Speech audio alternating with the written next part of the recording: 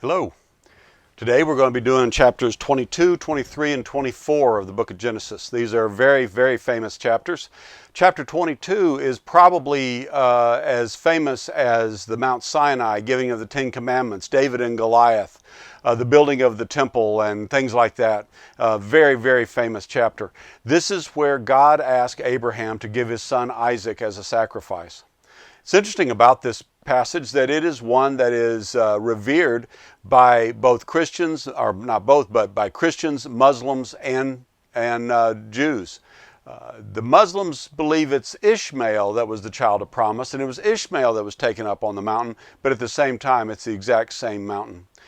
When you're reading it, take a look at the number of days it takes for Abraham to get to the mountain. God says it's a mountain. He'll show him where to go, and he names the area. Area is Moriah. Look at the number of days, because that number is one of those numbers in Scripture that shows up over and over and over again. And as you think about a couple of other times, and there's more, but think of two very prominent times where this particular number is used. Anyway, then the area that he goes to is a place called Moriah, and he goes up on a mountain, so it's what we refer to as Mount Moriah. That is only referred to one other time in Scripture. It's actually referred to another time, but it's not actually called that. But it's about 1,000 years later, and it is very interesting to note where this occurs and how it is used again later on. We'll see it again, but I'm not going to tell you what it is if you don't already know. So anyway, that's chapter 22. Chapter 23 is Sarah's death. This is a curious chapter. I don't know a whole lot about the theological significance of it. I haven't really paid much attention to studying it. But when you read it, Abraham is negotiating the purchase of a cave.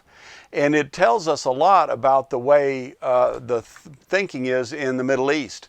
And I think a lot of that thinking still exists today. But pay attention to that and watch how that interaction goes back and forth and then how it ends. And then finally, chapter 24 is the death of Sarah.